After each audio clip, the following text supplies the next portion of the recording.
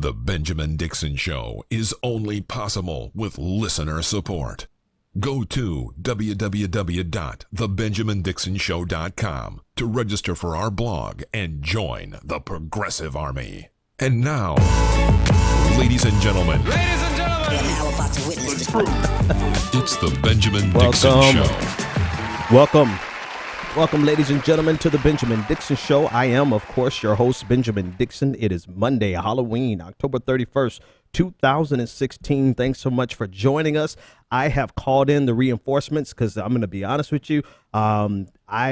Besides working all day and doing a hell of a presentation, I'm going to give myself a hand because I kicked ass in my presentation today. Where's my applause? There it is. But that's not why I needed to call reinforcements. The real reason I needed to call reinforcements was because I had daddy duty. I had to run and get the kids. We didn't get the kids' costumes until today. So as soon as the presentation was over, I ran and got the kids, got the costumes, got them dressed, took them out trick-or-treating, and got here in time to set up the studio. And here we are. I'm joined by my crew, my road dogs, the Progressive Army. I have David Grossman in the house. I have Anoa Chonga in the house, and I have Brandon Sutton. Sutton, right? I think it's it's like Sutton. Okay, all right. it's like button. Yeah, he's in the house with us. Let me bring them up on the screen for you guys, everybody, just to kind of say hello. Brandon, say what's up to everybody. Sup? All right, David's in the house. David, say hello to everyone.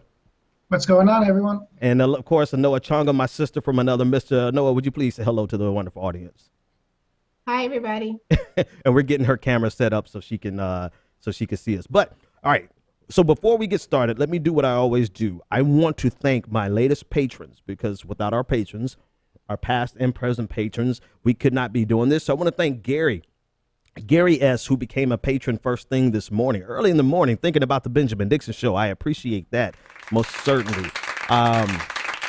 Also want to thank Lisa. Lisa became a patron over the weekend, or like last Friday, before I got a chance to give her a shout out it was like last Thursday night or something. So thanks, Lisa, for becoming a patron. And Christian, thank you so much for becoming a patron. Okay, let's get to the news. Let's talk about all of the madness that happened over the weekend. Of course, the first and foremost at the top of everybody's list is the FBI.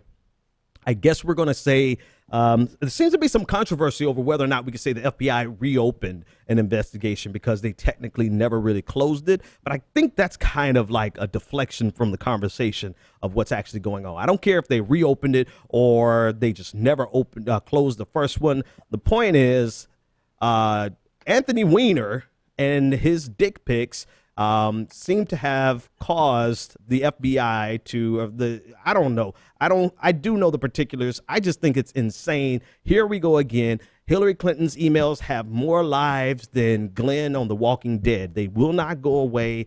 They're here, and I think it's actually going to get some traction. So I'm going to defer. Let me toss the ball over here to the crew that's here discussing the show with me. Let's see, Brandon, what do you think about these emails? What do you think about the substance of not even just the emails, but the FBI, Director Comey, everything involved? Go ahead and tell me what you think.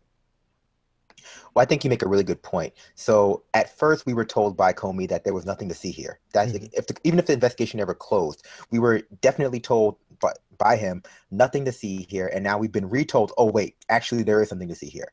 We don't know what that exactly is there to see. From my understanding, this is something unrelated to the Clintons' general corruption, which is what the original to do with Anthony Weiner's, Weiner picks, for lack of a better word. Yep. So, and of course, because Huma Abedin, as we know, is an aide to Hillary Clinton and has been for a very long time. Right.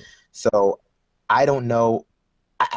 I'm having a hard time, honestly, getting my head around this one. I'm having a very hard time understanding why he would feel the need to come out and say something like this. He's been getting a lot of pushback from all sides, so I can't understand what his angle is. Maybe you guys can help me really. I know I'm supposed to be an expert on this, but well, I'll give you guys I'll give you the rundown here, right? So I have the basics of it, but I'm like you. I'm really trying to wrap my head around the reason. Like, what's the reason? Why at this point? So Director Comey sent a letter to Congress. Jason Chaffetz was so excited to get the damn letter, and he released it like it was like a fucking verdict. Like, you ever seen the jury render the verdict and everybody's just all in suspense, and then at the end they say not guilty. So he said case reopened. I'm like, Jason, go sit your corny ass down. But anyway, here are the facts of what happened. Director Comey sent a letter to Congress notifying them that the FBI would be examining newly found documents relating to the previous Clinton email investigation. These emails were on the laptop of Anthony Weiner and professional full-time headache Anthony Weiner, but they belonged to his wife, Huma Abedin. So because these emails, we don't even really know what's in the content of the emails. We just know that there's some emails that landed on Weiner's computer that are in question at this point. Justice officials have said that before Comey notified Congress, they warned him that doing so would go against longstanding practices of the department not to comment on ongoing investigations and not to take steps that could be viewed as influencing an election. All right, so that's kind of the long and short of it. Anoa, what's your take? That's my take. I find it fascinating that all of a sudden we're very disturbed or distraught with what Comey is doing. There's a really great piece today by Trevor Tim in The Guardian, basically laying out how he's been this, Democrat darling since Obama appointed him. And he's an Obama appointee. Everyone accusing him of colluding with Republicans. Like he's an Obama appointee. Obama, decided to carry him along from the Bush administration. And this just, it's not that it's both sides are kind of getting on his case. It's one side, because all the Bush people, all these people who are coming out against him have endorsed Hillary Clinton. They're all one team, right? And it's so fascinating to have Bush's chief ethics lawyer coming down on him. I think Bush and ethics are like an oxymoron. Like, it's hilarious. Now my issue is the fact that, like Brandon was saying, he kind of was like, well, there's no big deal, right. And how the outrage from people like Senator Chuck Schumer and others within Hillary's crew, it's like, she was cleared of any wrongdoing. She was not cleared of wrongdoing. What he said was what she did was wrong. She did probably violate the law, but we're not going to pursue charges because nobody would actually pursue charges against her. But if she was anybody else, she would be, charged. Yeah. And that's a problem. That's the special treatment right there. What's happening right now is a cluster because of what he did earlier. And I think this whole thing about Weiner and whether or not, there's a piece, I think in either Slate, I think it was Slate had a piece earlier today about whether or not those emails were actually retrieved legally because the warrant was not for those emails. But it's like, if you people actually did your research, you would see that the FBI had been fighting to get a warrant. So it's possible that what he did was breaking with tradition, but from what was also said was that the DOJ was blocking his ability to get a warrant for those emails. So it's possible that he did this because he wanted to force the hand to get the warrant, which they now have for those emails that they couldn't actually go through before because it wasn't a part of the original purview of the investigation.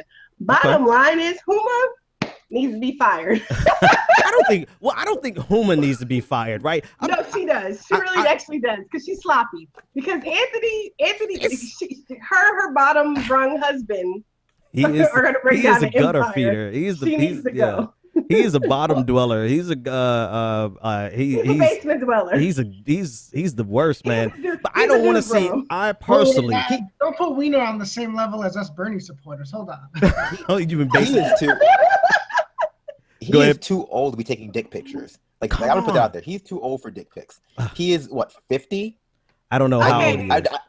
The allegation that some of Team Clinton also knew that he had a predilection for young girls really actually bothers me more than any of this stuff. Like, if that rumor is true, well, let me ask you this. People have been saying, that really actually bothers me as a mother of a teenage daughter. Well, how young is young? Because there's young that's inappropriate and there's young that's illegal. Like, how young are we talking about? Well, young under 18 is inappropriate and it's illegal. Yeah. I mean, well, no, I'm saying I don't know. 50-year-old, like the accusation is a 15-year-old. Like, so I didn't know have that. a 15 Well, no. Like this current sexting, why this is even an investigation is That's the fact that right. he was Oh, yeah. allegedly sexting with a 15-year-old. You know what? Now, I wasn't. I completely missed that one. I knew he was under investigation, but I forgot. I got a 15-year-old. that I wish the dude would. I would kill forgot that it was somebody. allegedly with a 15-year-old. So yeah, that's what I meant. To be clear to the audience, that's what I meant by like how young is young, because I didn't really know if we're talking about 18, 19, 20, which is completely inappropriate. No, we're talking or about an age that's illegal. Oh my God. Like Huma. Well, I mean- So I don't think, I want to just say this to be fair. I don't think Huma should be fired over her husband. I think Huma should leave, like she should have left him a long time ago and leave him. Now, I think No, she Hillary. should be fired for having those emails on a computer that he had access to. That's why she should be fired. I'm gonna go to bat. I'm gonna go to bat for Huma, because not because I think she's anything special. She's probably complicit in a lot of Hillary's shenanigans, but I'm not with a spouse having to pay the price for their husband or their wife. Go ahead, Brandon. I just want to jump in here with a few things. First, isn't it just so poetic that Hillary Clinton is being dragged through another scandal due to another husband and wife infidelity thing? Like, isn't that just like poetic? I mean, obviously it's a coincidence, or maybe that's just, standard in those circles that they run within, but it's a little bit poetic. Two, I think that if we're talking about diverging from precedent, which is what FBI Director Comey is doing here, he already did that earlier. Yeah, he did. He already diverged from precedent when he came out and said, well, I'm sorry, quote unquote, this is not the direct quote, but what he said almost, this was unprecedentedly reckless, but not technically illegal. That was a divergence from protocol. And so this is just another continuation of that. People didn't have a problem with him diverging from protocol to this degree when it was in favor of her. And three, I'm only 25 years old, and I wouldn't date a 21-year-old because that's inappropriate. Well, hold on. But You're at least 25. She could buy a drink. Hang on. Get a drink, let's get some qualifications here. You're 25, and you wouldn't date a 21-year-old. Because I at one point taught college classes, so I've had 21-year-old students before. Okay. And I just can't get over that. Listen, I can't get over that hump. Listen, I'll be the bad guy here. 21-year-old, like 18, 19, 20, that's kind of like, that's really sketchy. That no matter, like if you're 30 or plus, that's really sketchy. Like 21, I might agree with you. 25 though, 20, 23, 24, 25, that's fair. Listen, I was 26 and I was dating, I was messing with a lady who was 40. She was 17 years older than me. Matter of fact, when I was in my 20s, I always dated a woman who was a minimum of 8 years older than me to 17 years older than me, because that was in that good spot. That was in that good age group. That good, when women in that age group, we had a really great time back in those days. But I don't see anything wrong with the age gap. I think once you go to a certain threshold, you begin to take advantage of people who are not mentally as mature or have as many experiences, and you kind of take advantage of it from that point. But I don't have a threshold to just say, no, this person is too young especially when you're 25, Brandon. I mean, I think go ahead. What if I push back to that? And what I will say is that the generation gaps and the ability to communicate between people of different ages has gotten much smaller. Yeah. With the advent of technology. So what people have to remember is that when I was in college, Twitter didn't exist. I mean, Twitter didn't really exist until I was almost out of college. Tumblr wasn't really a thing. Snapchat wasn't a thing. Instagram wasn't a thing. Hang on, Brandon. Hang on, Brandon. Did you graduate from college early? I hate to cut you off. No, are you laughing? I'm laughing at the chat room. Alexander Chang said, "Now we know why Ben is voting for Jill Stein, because he likes older women." Okay. All right, so let's talk about I just looked at the chat room now. I was laughing at Brandon talking about how Twitter wasn't really a thing when he was in college. Dude, we had Nokia phones when I was in college with no cameras on. Listen, go to GeoCities. If you Google GeoCities, that's when I got on the internet, when GeoCities was a thing. Black Planet was a thing. Oh God. Okay, let's finish talking about here's the biggest thing. Here's the biggest thing about the emails, right? Is every time we get together, it's like we all been drinking, even though we haven't. The emails, I love the hypocrisy. I love when hypocrisy is exposed, because the same people who are like so in love, or who were so in love with Comey after he let Hillary Clinton off the hook the first time, they are the same people melting down right now in a tizzy. And I'm like, what's good for the goose is good for the gander. You liked it when he bent the rules for you back in July, because anybody who was listening to his presentation originally realized Hillary Clinton should have been indicted. Like the first 14 minutes of that 15-minute presentation, your mouth had to drop and be like, oh my God, H.A. Goodman was right, you know? And then the last 60 seconds, he flipped the script and didn't press any charges or didn't recommend any charges. So everybody was in love with him then, and now all of a sudden he's a freaking Russian spy. Like, you know, I just love seeing this hypocrisy being exposed. Go ahead. I'm just trying to figure out this whole logic of calling him a Russian spy, right? Again, he's an Obama appointee. President Obama vetted him. He selected him. He chose him, unless he's somebody that the Hillary people who infiltrated his campaign insisted he get. I mean, I just don't really understand. He's someone that the Bush, not the old one, the one right before Obama, trusted, right? When he was at the NSA and stuff. Like, these people who she supposedly holds up respect so much trusted this man. All of a sudden, he's really a Russian spy. Like, are you people listening to yourselves? Like, what world do we live in right now? Right. It's and even if he is a Russian spy, if this information though is legit and it's factual, right, the fact that he's a Russian spy does not negate the truthfulness of the information. Those are two separate things. Not saying that he is a Russian spy, because I think that's ridiculous. Yeah, but, and go ahead. Can I interject real quick? Do you know how crazy we sound now? How crazy things have gotten? I just want to take a step back and say that we are actively questioning whether the head of the FBI, and let's be honest, at least I would say 20 other people all over the media, are actually agents of the Kremlin in 2016. Yeah. This is crazy. We've gone into La La Land, man. Rubicon.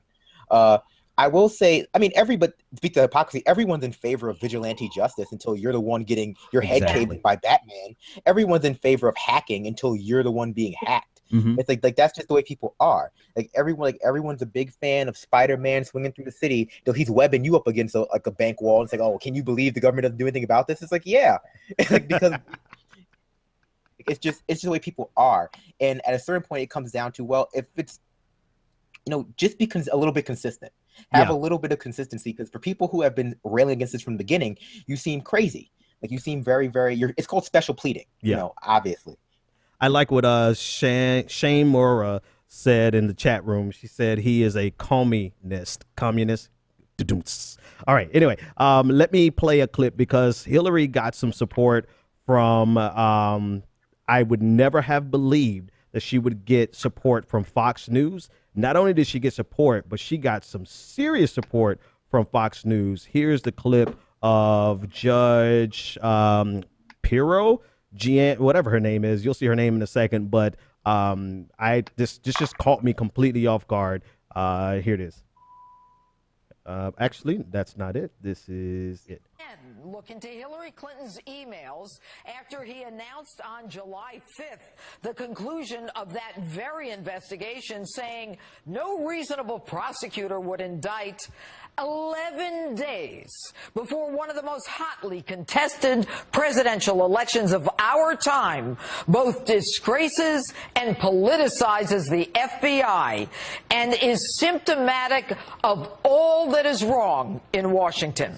Comey's actions violate not only long-standing Justice Department policy, the directive of the person that he works under, the Attorney General, but even more important, the most fundamental rules of fairness and impartiality. 10 years ago, when I was the Republican conservative candidate for New York Attorney General, in the home stretch of a statewide campaign, the Justice Department and the FBI violated their own policy against making public statements that would affect an election and announced to the press that they were opening an investigation of me. It was mean-spirited, and of course, nothing came of it, except the adverse publicity cost me at the polls. What was done to me in 2006 was wrong. And what happened to Hillary Clinton yesterday was equally wrong. Wow. The Justice Department and the FBI's policy to not comment publicly about politically sensitive investigations within 60 days of an election exists for a very important reason. Announcements so close to elections have an impact. Now, this nation has already gone through an exhausting and traumatic campaign season. The FBI director should not now be front and center. One of the most revered agencies in our nation's history, now seen as putting its finger on the scales of justice, should not now be front and center. All right. So who knew that? I mean, just let's set aside her argument for 30 seconds. Then we'll rip apart her argument, such as it is. This is amazing that, one, this was even broadcast on Fox News. I guess it's her show. She could do what she wants to on it. But she has been one of the most fierce opponents and detractors of Hillary Clinton. Like, she's gone after Hillary Clinton for like blood. She has not been playing with Hillary Clinton, but this is an issue that she feels very passionately about in support of Hillary Clinton. Just give me your thoughts on the irony of it, and then let's unpack her argument. Let's go to David. David, you've been kind of quiet, man. What did you think about the fact that this Fox News reporter is coming full-throated, showing full-throated support for Hillary Clinton? I think it's consistent with the unpredictableness, if that's a word, Close enough. Of this election. Just how throw all the rules out, forget about everything that we know in modern elections and the sides that you expect everyone to be on. Yeah. It's consistent in that regard. The fact that Fox News played that, I do agree is very surprising. Surprising. What you think, Anoa? I think that we have women on both sides of the aisle who are identifying with other women in power who are now being called out for their BS. She's presenting as if she was just the victim of some heinous investigation with no merits whatsoever, just like we see with Hillary Clinton. Mm-hmm. And I think they identify with each other. It doesn't matter what they claim on their voter registration card as their party. They are an elite class of women who are above the rest of us, and they should not be called out on their stuff. If there's a crime being committed, if you did something wrong, no, we just shouldn't let you get into office. So that policy of the FBI is stupid. I do think they probably did put the finger on the tail because she was running against Andrew Cuomo at the time. I wouldn't be surprised if Hillary was actually, in on that too. But anyway, that's neither here nor there. But I just think that she's identifying as, when we've seen a lot of Republican women who are appalled by Trump come out and identify with Hillary Clinton because they're all powerful women. They're all elitist women who are fighting with elite white men for power, and not as if they're sometimes just really trying to be social justice warriors. Yeah, oh, definitely. I agree with that 100%. I wanted to add something, but I think it should stand exactly how you said it. Brandon, what do you think? I want to co-sign what Anoa said, but then add to it. I think ultimately we've seen this before. This is power protecting power. This is someone coming out with the opinion that no matter what someone in a position of power, an establishment insider does, they should not be subject to laws the same way that a normal person would be, regardless of whether they're on the same side or not. And I would say this is also akin to Obama not prosecuting anyone from the Bush administration. They don't want to set a bad precedent where it can be brought up on charges for any reason, regardless of how legitimate they may or may not be. And so the idea, I don't know what the Republicans' game was. I don't know what all these investigations were trying to do if they weren't trying to have her actually brought up on charges. I guess it was a smear campaign. Mm-hmm. But they don't want to, Republicans, no matter how anti-Hillary, anti-Democrat they pretend to be, they would never, ever want to set the precedent where a Democratic candidate could actually be put in jail for something that they did that would be perceived as dangerous. Because that would start a snowballing effect of people actually being tried for their crimes that they commit while they're in office. And that is not anything that anyone in the insider circles want at all. I would say, my opinion. Let me push back a little. I agree with most of what you guys said, but I think for Judge Pirro, I think her thing is, someone tweeted this to me earlier and I thought about it, like, I think this may be the case. Most of the time, like, she has been after Hillary Clinton on everything else except for this one issue. And she, even to the point where she would tacitly support Donald Trump, except for this one issue. I think it's more of, in my opinion, I think it's more of what happens to most conservatives. The fact that they can't identify with anything. They don't believe anything exists unless they've gone through it. You ever met somebody? That's You ever true met too, somebody who doesn't believe racism exists, and then they finally see it, and they're like, "Oh my God, I didn't know." And then now they're your fiercest supporter. I think with Judge Pirro, it's like if she had not gone through this, she wouldn't give two rats ass about Hillary Clinton going through this. But because she has personal pain with it, she can identify with it. Somebody mentioned that to me on Twitter, and I thought it was a really good observation. I've been thinking about it all day. Yeah, that is a good point. That is a good point. I agree. The only other thing. Go ahead, Brandon. Sorry. No, go ahead. I just think a lot of this is professional wrestling. I think a lot of this is just like akin to like people playing the heel, people playing the savior, when ultimately they're all just lining their pockets, and they play golf together afterwards at the end of the day. And so I agree that a lot of this is personal because she made it about her. She made that half of that speech was about her own personal experience, which is like, okay, kind of like related, but not the point. Yeah, that was like what, 10 years ago. Like, yeah, get over it. I get it. She's still bitter about that, man. She can still feel that in the back of her throat. Like that's near and dear to her. Here's the other way I disagree. I think I might have taken issue with what you said. I think you're right. They don't want to set the precedent of prosecuting anyone in power. But I think there's also there is a level of I don't know.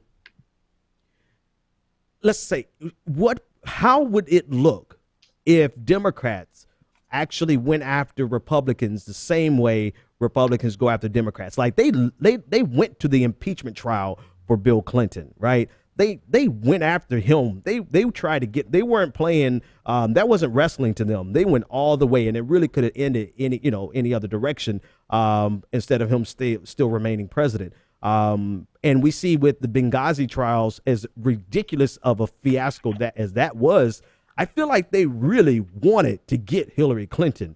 I don't think it's a game on that side of the equation. I think they are really apt to get for blood. And I think the Democrats are the only ones who are not trying to prosecute or really go after people that they can go after, because I guess maybe they're gun shy. I don't know. I don't know. What do you think? I think that I agree with you. I guess, let me rephrase what I said earlier. Half of the Republicans are crazy, and they are actually trying to. Half of them. The Tea Party caucus. A lot of them, they're just crazy. They're not right wing. They're anarchists or of some form or another, and they actually do get off on the idea of putting Clinton behind bars and oh my God, because they're not thinking of any of the long-term consequences of that. I think a good number of them are just trying to disgrace her and use this as a political trick to prevent her ascendancy or whatever, because that's just part of the Republican talking point fundraising scheme.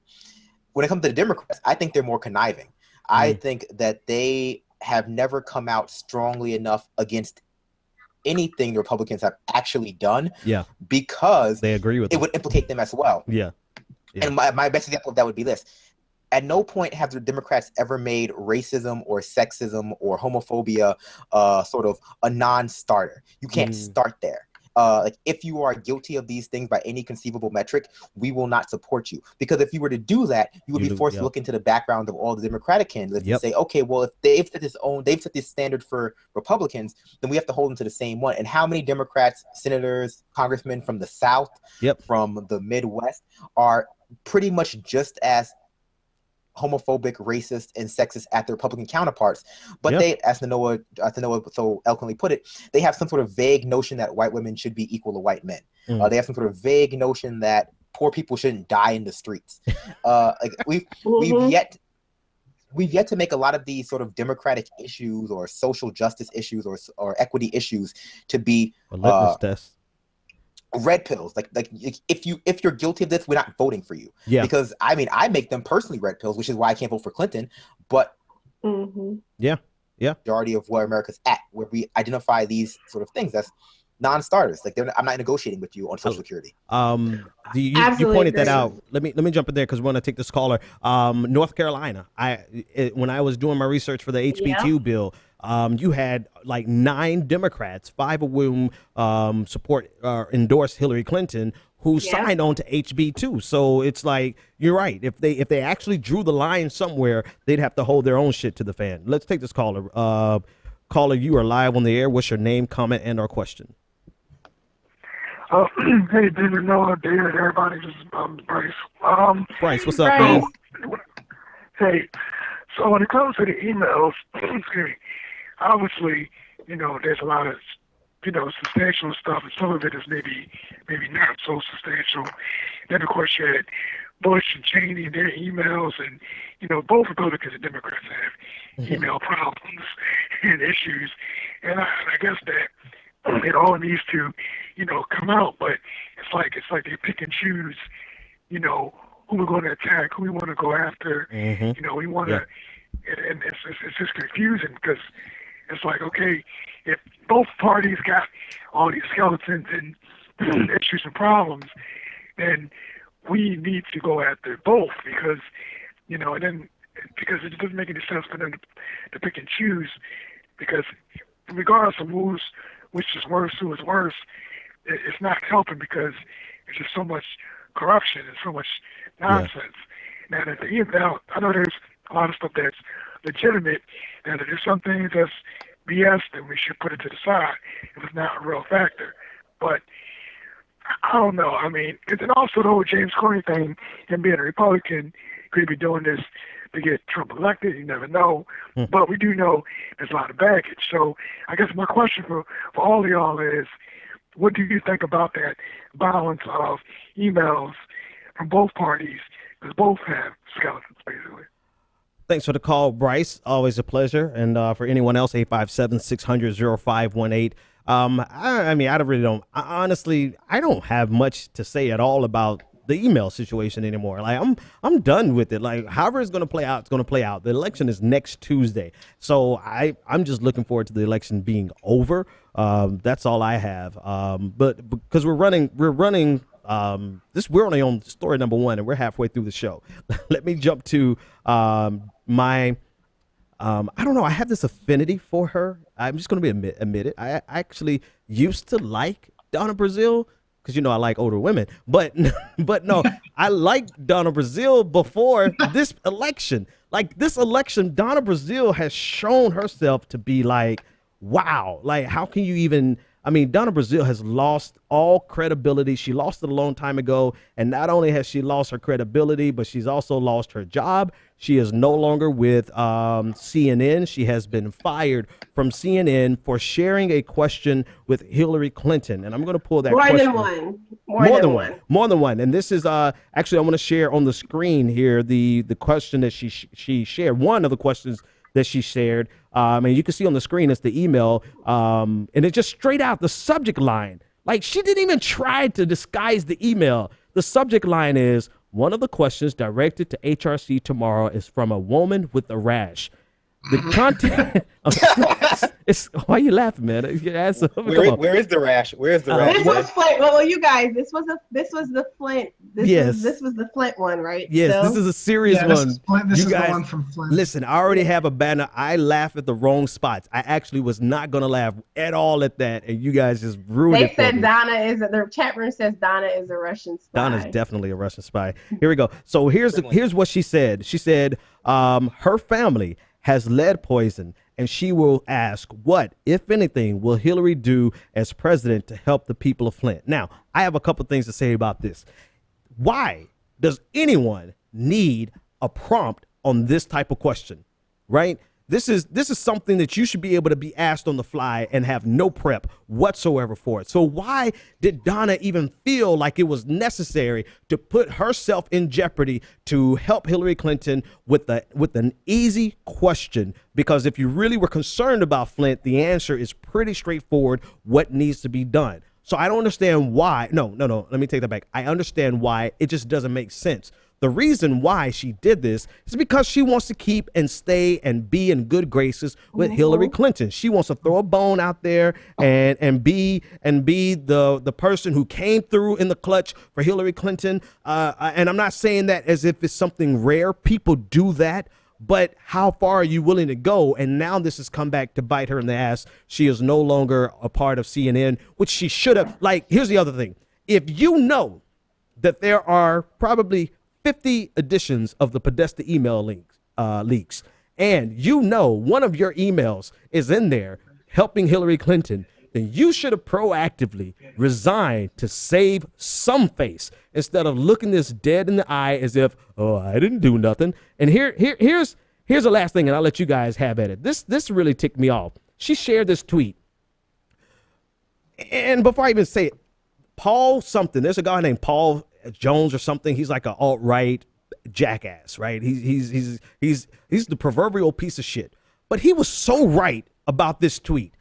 He said that when Donna Brazile shared this tweet in the context of her scandal today, she invalidated everything that had any meaning in this tweet. This saying has no meaning whatsoever. And this is what she tweeted today. She said, when they go when they go low, we go high, quoting Michelle Obama. Like, that has absolutely zero meaning anymore. She's praying to God on Twitter and stuff. I'm like, you bringing God in this? You messing up God's name even worse than Republicans have been messing up his name. I mean, you're really screwing the pooch on this.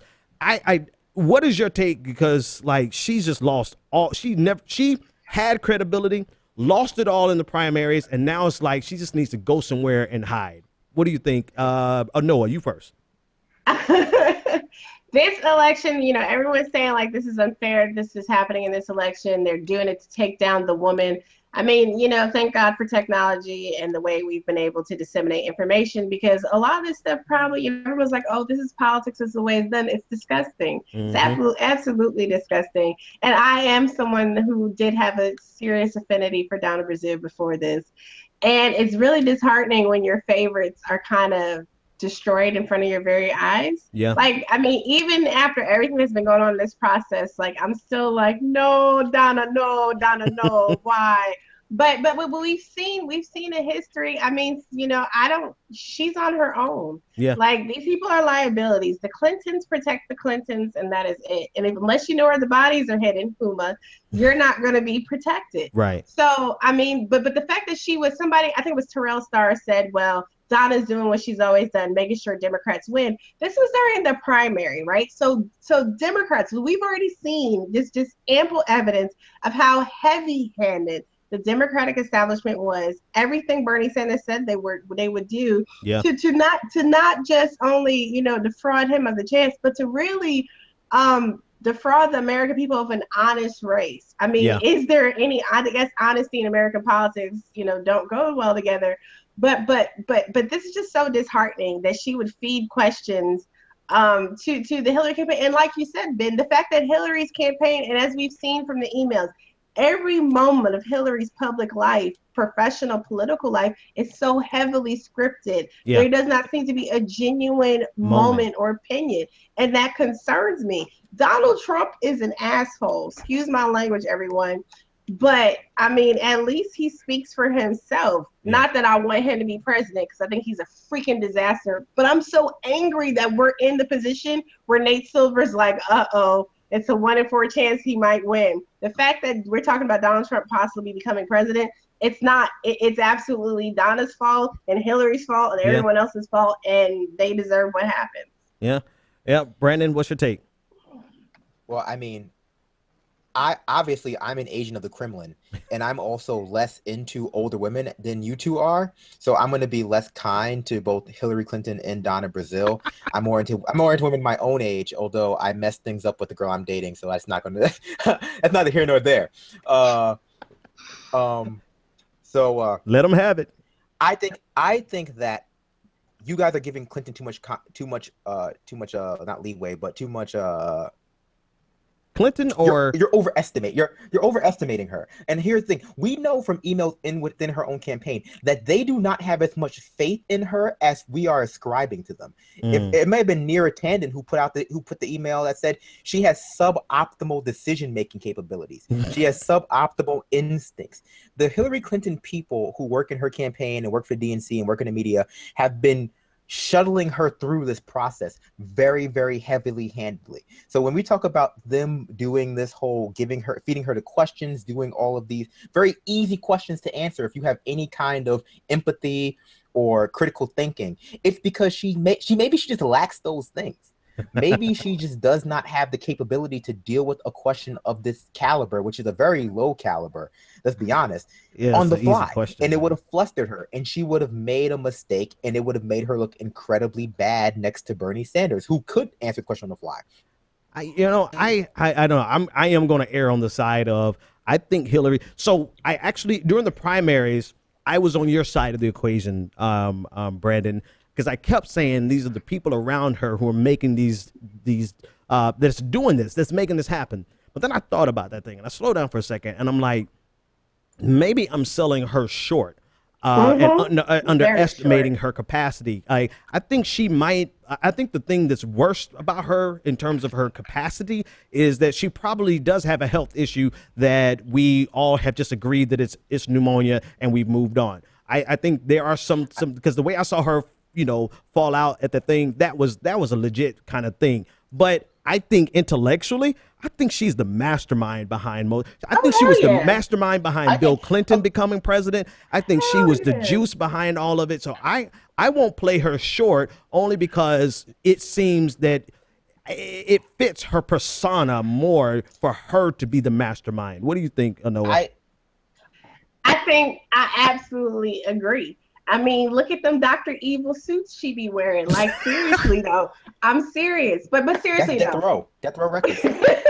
But no, seriously, with her skill and her acumen, she's a very intelligent woman. With her skill and her acumen, I really do think that she rode Bill infidelity and all the way to the bank. I mean, one point that was made when I was talking with someone earlier was the fact that we're talking about, oh, this is the first woman to ever be president. This is the first spouse of a president that's going to be president. Yeah. Like, she rode that political power and capital that they built all together. There's a piece that's going back to when he was running for president. That's like, if you think that it's just him running for president, that it's not the both of them running for office, you're sorely mistaken. Yeah.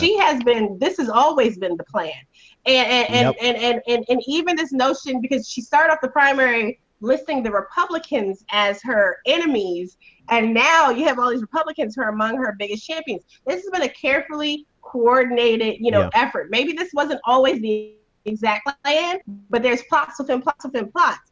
And she is definitely at the helm, but she's a lawyer. Let's not get it twisted. She is a lawyer. She's a very seasoned attorney. Yeah. So she understands about the plausible deniability. I'll never forget when I first learned that phrase. But she knows plausible deniability. Why do you think she has so many lawyers working for her in positions that maybe aren't necessarily legal positions? Cheryl, all the rest of them, they work for her because, attorney-client privilege, or she can just claim plausible deniability on something. I think she knows. Very carefully orchestrated. I think she knows how to play sufficiently dumb. I think any good leader, at a certain point, you got to know how to play dumb on a couple of things, right? Some things you have to be dumb, play dumb to ignore. I think she knows how to play dumb to cover her butt in the long run, to protect her and Bill in the long run. Like, she'll play dumb with her inside team to make her inside team take the fall to cover her ass. So Neera Tanden think that she doesn't make good decisions. She knows exactly what the hell she's doing. She may not make good decisions, but she's making the decisions that she wants to make, and she's playing dumb with people around her who think otherwise. Well, she's not playing dumb. That's her hubris too. Yeah, that's too. That's that old woman hubris. Like, I mean, she's not dumb. She's almost 70. Yeah. Right. So she's lived and grown up in a very different world with someone like a Neera who's like, what, 20, 30 years her junior. Yeah. So I think you have as much as, I think with them, a lot of us who are younger, we look at old people like, oh my God, you're so slow. Oh my God, this. They live in a very antiquated world that they live in. But they know what the hell they adapt. Yep. But I mean, I don't think it's the issue that she does. It's her hubris. And let me jump in there and get Brandon real quick. Sorry, Brandon. 30 seconds, Brandon, and then I want to hear from David, and then we have a live caller. Go ahead, Brandon. I wanted to, adjust my statement. I don't think she's stupid. I think that she, like Anoa said, is very, very proud She's obviously very smart. She's a lawyer. She went through. She got through law school for that, whatever that means. but It's a lot. but she is a bad politician. And part of her being a bad politician comes from that hubris, and that she's never really been held actually accountable for anything. Yeah. So she's been unable to actually modulate her positions in an organic way. Every time she comes with this new position out, it seems so jarring. She never explains how she's shown no growth, is what I mean. She's shown no growth as a candidate, and that's what makes people very, very uncomfortable with her, because she has all these new positions and she's yet to explain how she got from point A to point C. There is no point B other than someone told me to be in favor of this. Here's the thing that disappoints. now. Here's the thing that disappoints me about Hillary the most. Notwithstanding her wanting to start World War III and a nuclear holocaust, that's not the thing that bothers me. Sorry, guys. The thing that bothers me is that she just won't be true to herself. Like, if she would just be the cold-hearted that she is, then people can actually identify with her more. She's trying to be something that she's not. She's not a good politician because she's not a personable person. Bill Clinton is a master politician because no matter how quote unquote insignificant you are, when you stand in the presence of Bill Clinton, he makes you feel like you're the most important person in the world. Hillary Clinton can't stand in the presence of the most important person in the world and make them feel good about themselves because she's just that wretched of a human being. But you know what? Sometimes you have really horrible people who are very capable of doing something. I don't know if I'm going to agree with what she's going to do, but she's efficient. Like, just be yourself instead of trying to have a Southern accent in the South, instead of trying to be black at a black church, instead of trying to be the Spanish. She's trying to do all these things because she has no soul. That's fine. Just be a soulless, heartless, efficient leader, because sometimes a soulless, heartless, efficient leader is better than a charismatic Donald Trump. So that's my thing. It's like she sold herself short because she didn't want people to realize that she's a soulless. I wish I could say what she's soulless. Maybe I'll let Anoa say it later on. Let me grab this caller because I can't say it because of politics, identity politics. Caller, you're live on the air before I get fired off my own show. What's your name, comment, and or question? Yeah, it's me, Scotty. Hey, Scotty, what's happening, man? Long time. What's on your mind? Beat me up, Scotty. Nothing much. What's up? Nothing much. I just wanted to say, and I've said this on your show before, that it used to be that we were told by people like Malcolm X that the white liberal is more dangerous because they're supposed to be your allies, but they stab you in the back. Mm-hmm. It's changed from now, and it's the black Democrat and black neoliberal is more dangerous because they have the same. They share the same skin with you, right? Yeah. And they know the lingo, the church talk, or whatever. Like Donna Brazile was talking about Christian persecution, God. And they stab you in the back. Like they can push the TPP. They can go and press conference like John Lewis said. And said that the most progressive candidate in our history, he didn't see him in the civil rights movement. Or they can do something like James Clyburn and talk about how socialism is maybe not beneficial to black folks. I mean, this type of stuff is dangerous. And it's funny because with the whole Bernie bro smear, the white liberals were actually marginalized in this election. I mean, really think about that. They used the term Bernie bros because they were saying that if you were a supporter of Bernie Sanders, you're more likely to be a white liberal male. And I'm pretty sure that the Hillary Clinton campaign would not have been able to do that with black feminist groups, black bloggers, people like Charles Blow. I mean, part of in tribute to your affinity for older women, shout out to all the cougars out there. You make the world a better place. And peace out. They do make the world a better place, at least when I was single. My wife makes the world go around now. But anyway, that was a great observation. I don't think I've ever made that point. That maybe I did and I just don't remember it. But thank you for saying that, Scotty. Team Hillary. absolutely could not have gotten away with their swift boating of Bernie Sanders's progressive credentials and support of the Black Civil Rights Movement. She couldn't have done that without the help of the Black neoliberal class, who made it expressly possible for her to do that without anyone saying anything about it, except for us and, a handful of other people. David, I saw you nodding your head when he was talking. What were you thinking when the caller was talking? The acknowledgement that you just gave, and you did cover it. I think we've discussed it more than once, especially during the primaries, that it all sort of played into the establishment role that existed, that all of the support that she gets from the African American community, from those in DC, from those in the circles. Yeah. And all of that is tied into the media as well. I think that without any of that, she couldn't have done what she did. But that's so intertwined in everything that I don't even know that was a consideration or a thought. Like they knew that they had that. Let me do something here, only because we are definitely short on time. I want to run through a couple of quick stories. One is what you shared with me earlier, Noah, from Paul Begala. But the first one I want to go over is something shared by Zaid Jelani. Well, actually, this was Neera Tanden. And as much hell as I've given Neera Tanden, like, for a second here, reading these emails, and maybe because we're closer in age than, there's an age gap, but like, what the hell when Neera Tanden is actually the effing voice of reason in your circle, right? This is the message. This is from the Podesta leak from today. Neera Tanden said to John Podesta, she said, "That's fine, but skirting, if not violating law, doesn't help her, in my honest opinion." And his response to that was Brock Money Machine. I'm sorry. He said Brock Money Machine, and then she said the Money Machine, that's fine, but, skirting the law or not breaking the law doesn't help her. And this is talking about the coordination or the perceived coordination from John Podesta's point of view. It was like, this is just a perceived coordination with a super PAC, which is illegal. Neera Tanden was like, hold on, even her skirting it is going to hurt her, in her honest opinion. What the hell kind of organization do you have when Neera Tanden is the damn voice of reason in the middle of that cesspool? Noah, give me 30 seconds of response to that.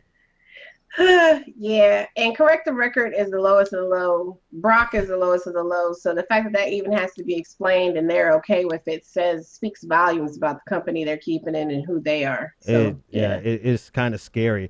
I want to pull up Paul Begala, and I want to pull on the screen, and I'll read it for you, Anoa, to the audience. This is what Paul Begala did earlier today, and I want to hear, Anoa, what you thought. Clinton Super PAC advisor Paul Begala on CNN today said, "When you're talking to communities of color who for years have been telling us law enforcement is biased against us, and now here's one of the most powerful people against us," this motherfucker here, it looks like she can make a claim that at least the FBI director has been unfair to her too. There's a way to rally your base about this. Okay, Anoa, have at it. Okay, so Ben already took my curse word from me right now, but the fact that we are now painting Hillary Clinton as not only a victim of a corrupt Republican Russian conspiracy, she is similar and akin to brothers and sisters, Black and brothers and sisters who are struggling and under the oppression of police and FBI brutality. And I mean, it's not even all of a sudden they see the light now because Hillary is now being similarly persecuted. It's absolute total crap. And that comparison, a couple of people try to justify that comparison. Well, he's right. Nah, man, Comey, seriously, and I said this earlier, Comey is the same person that introduced, that put out there on the national table the Ferguson effect, and nobody said anything and has been concerned about it. All of a sudden now we're concerned about, because up until now, the Clinton campaign's response is, oh, we need respect of law enforcement. This is an issue. Well, clearly, Hillary Clinton, her super PAC, and everybody else just needs to respect law enforcement. They just need to respect the FBI and let Comey do his damn job. How about that? Let me. These Negro whisperers, our white liberal hope they're gonna come save us from the evil racist Donald Trump. This is the problem. So back to the caller who said white liberals, Malcolm X, Steve Biko's another person said this, and there are problems when we don't check people about the crap they say, and are just like, well, it doesn't matter because Donald Trump is evil. No, passive racism is a problem, and it persists, and this type of stuff needs to be smacked back. Absolutely. No, I got to pause you there. I hope you finished that sentence. Unplug your mic and plug it back in. We got 95% of that. It was just a little staticky, but I want to hear a little bit more. So while we wait on you to do that, Brandon, you look like you were a little thrown off by that. What were your thoughts? No, I've read it before, but it surprises me every time. What is wrong with these people? Well, no. This I know I'm not supposed to be a pundit and expert analysis, but what is wrong with these people? Like, it's like, do they just lack the ability to say, hey, you know what? I was raised by my mother to not say things in private. Yeah. That I would not want said in public. Yep. And so, and it's just, but these people, and I'm sorry, I can't. How do you lack that much empathy? But that was said in public today on CNN.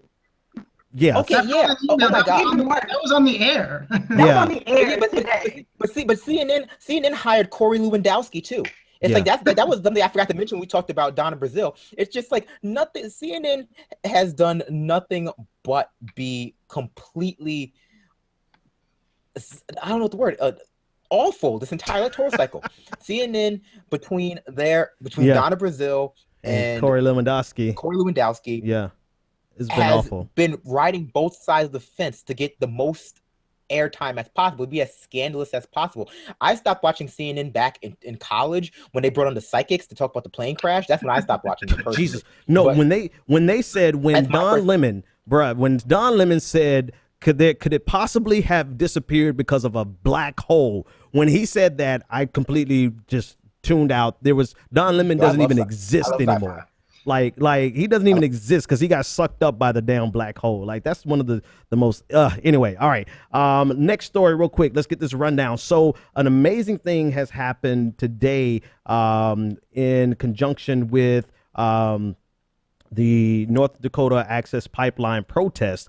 I really enjoyed this story coming out of the Standing Rock. So all over Facebook today, people have been checking in to Standing Rock, North Dakota, in an effort to confuse the police, who are using the Facebook service as a means to identify protesters who are involved in the ongoing standoff. So by this afternoon, more than 600,000 people checked in at Standing Rock, according to Facebook.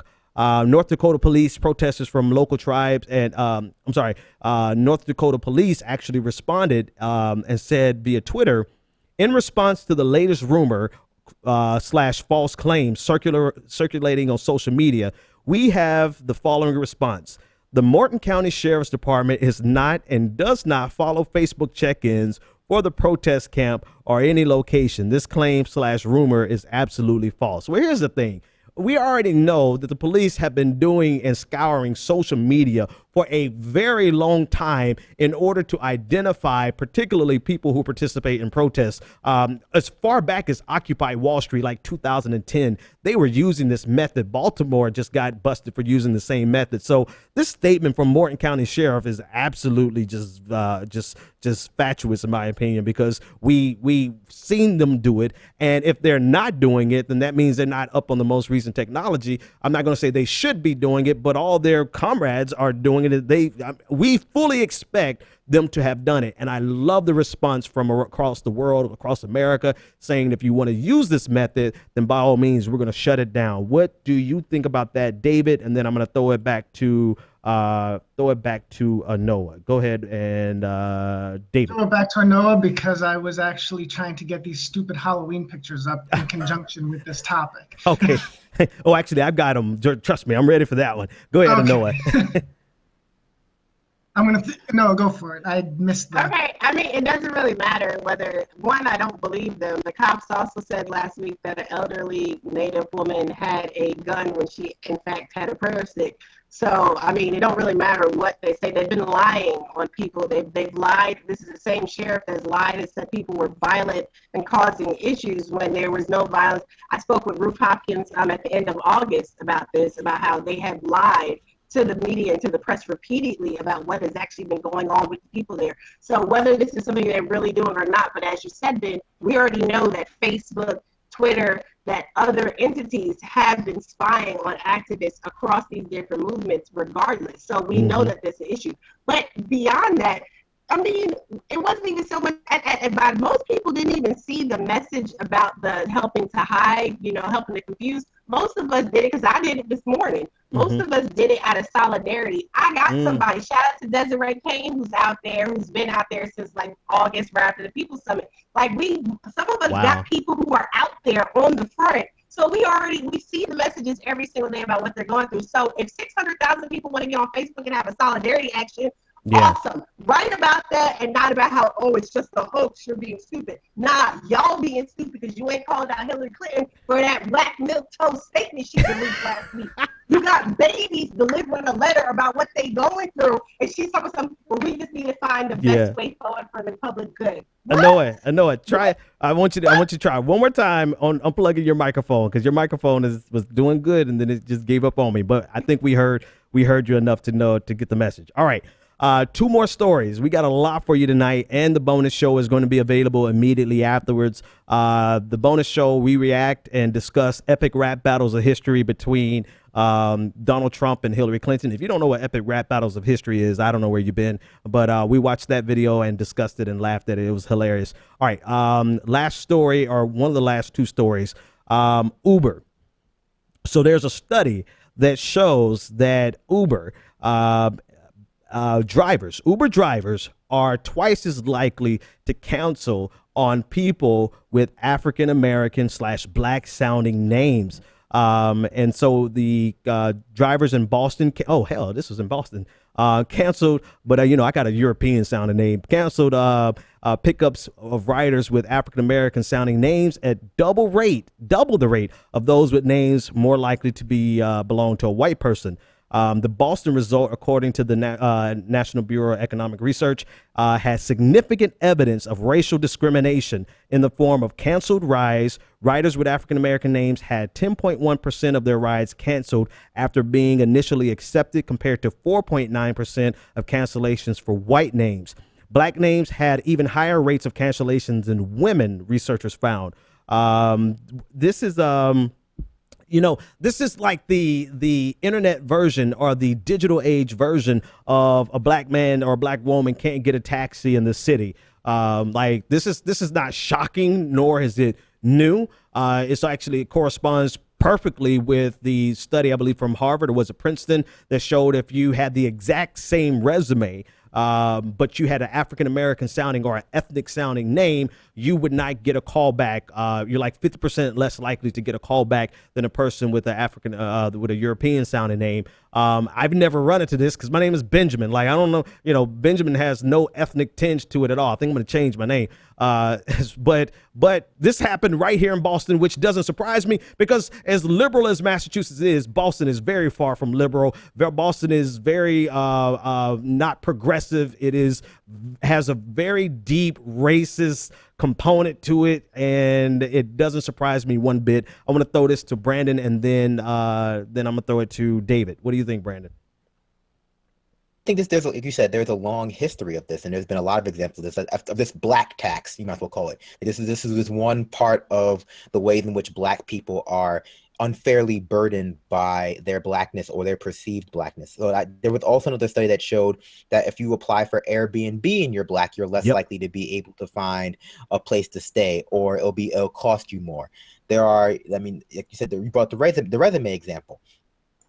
This is not something it's worth mentioning. It's not something that's just occurring as white people doing it. This is something that is also prevalent within our community, and I say our meaning black community, where we discriminate against each other based on the perceived blackness of our name. I think the best example of that would be Raven Simone on The View, saying that she would not hire a completely ethnic sounding name because of it's associated so heavily with ignorance. So you have this notion that blackness, or in any form, whether it be name or skin tone, is inherently ignorant unless proven otherwise. And so it devalues you. And I'm sure if you were to quiz these cab drivers, they would give you some answer, some BS answer or urban legend that black people don't tip as well, or black people are more likely to run out on paying the fare, or black people are, although this is Uber, so obviously the fare is paid over, or black people are more likely to mess up the car or be rowdy or assault the cabbie. But I mean, all these things are just the urban legend. The statistics don't bear that to be true. So obviously, within our culture, economically, there is a substantial burden to being black. Yeah. And what it is. All right. David, give me quick 30 seconds on that, David. What did you think about that story? I thought it was eye-opening, or it would be more eye-opening to those that, choose to, think that things have changed more than they have, or that this isn't still an ongoing issue, or that it's Uber, so it's a newer company, etc. I didn't think it was all that surprising as far as trends or it happening or the occurrence of it. I thought that, it's sad and it's something that really has got to stop, but it wasn't shocking. All right. So let's do this. Last story of the night, and we are out of here. It would not be a Halloween without some ignorant white person. Sorry, David. I actually wanted to go for it. I'll jump Is in. David white? I thought David was just light-skinned Puerto Rican. I swear to God. Is that I did for a long time too. I thought albino. Nah, bro. Nah, I know albino. Here's another thing. I'm gonna drop this for free. No, I'm not gonna drop this. Never mind. I'm gonna keep that 100. I can keep that close to my chest. I'll tell you guys off the air. All right, here's the last story. Here's the last story of the night. It would not be Halloween without some ignorant white person using the holiday as an excuse to be as racist as they can, or as an excuse to demonstrate that they have no social consciousness whatsoever by the fact that we're actually moving away from shit that was acceptable in the past. It's no longer acceptable. Like, blackface should have never been acceptable. Neither should all of the quote unquote Indian outfits that people wear should never have been acceptable. But so they're either just using this as an opportunity to show that they're still down with being as racist as they possibly can, and Halloween is just the best day to demonstrate that, or they're completely oblivious to the fact. I don't care which one it is. We need to change the name from Halloween to "Did that ignorant white person get slapped today for that dumb shit they did?" That's what it needs to be called. Starting with Hillary Duff and her boyfriend. Like, did they get slapped for this? Because this is this dude went all out and did all he could to make the very best racist costume that he possibly could. And it gets worse. It only goes downhill from here. Wrong picture. The next one is actually right there alongside. Here are people who are dressed as, I don't even want to say Native. So I don't want to call this Native American because it is not even sensitive to the context, right? It's just, anyway, they're dressed up as protesters, or it's disgusting. You see it for yourself. For the North Dakota, Dakota Access Pipeline protests. It gets worse. It just goes downhill from here. You have yet another racist group of people who look like they want to dress up as protesters for. It gets worse. Here is someone who forgot that blackface can actually get you suspended. This is a fraternity guy who got suspended by his university somewhere in the Midwest. I didn't bother caring about what school. All I know is that he has been suspended, as well he should have been. Now, if you want to know how to do Halloween and do it right, I got to show you these last two pictures. This is Halloween done right. This is a Black Panther couple dressed up as Black Panther, and I forgot the name of the female Black Panther in the series. Awesome costume. This is how you do it. And my favorite one is this unbelievable Spider Woman. She effing killed this. But someone one up the appropriator. Here is a lady, a black woman, dressed as Rachel Dolezal in whiteface, pretending to be the white woman who was pretending to be the black woman. This is by far my favorite costume, and I'm not totally sure what to do with that because it feels so appropriately inappropriate that she's appropriating the appropriator. So it kind of leaves me a little confused. I want your take. Everybody give me 30 seconds, starting with Brandon. What's your take on all these ridiculous costumes? Go for it. I want to make 2 points. The first point is that the worst part about the biggest burden of being black is when you're trying to pick costumes, you gotta, decide what the black thing you want to be is. You can't just be a costume. You're always like the black something.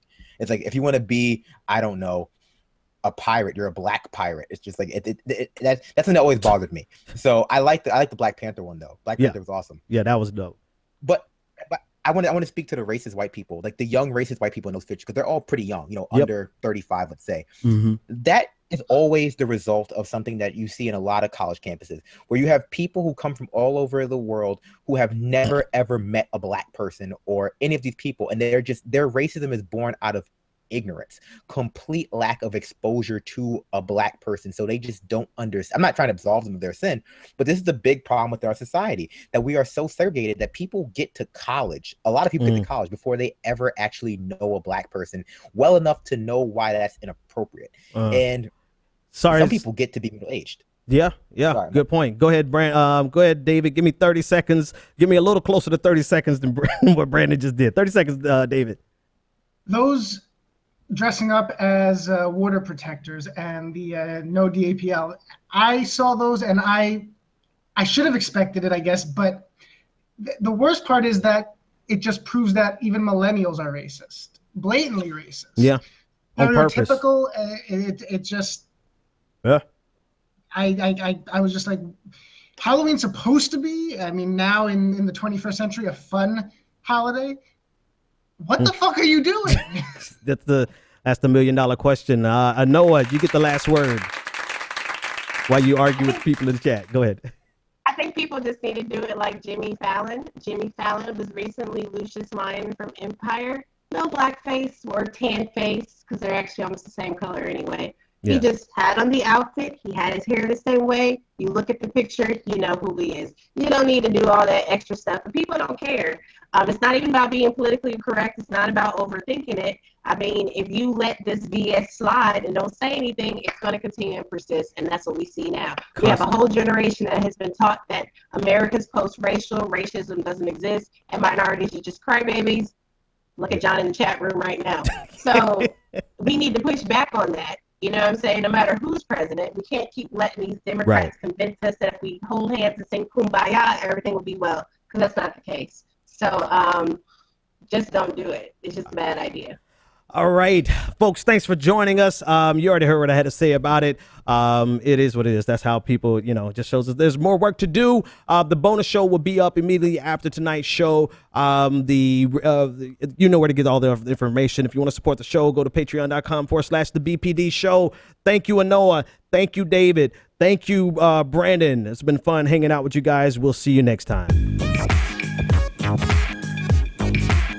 The Benjamin Dixon Show is only possible with listener support.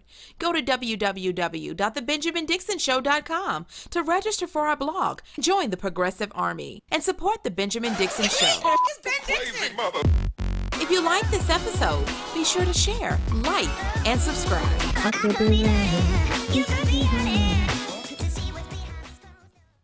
Consider becoming a Patreon. Go to www.patreon.com/the BPD show and support The Benjamin Dixon Show.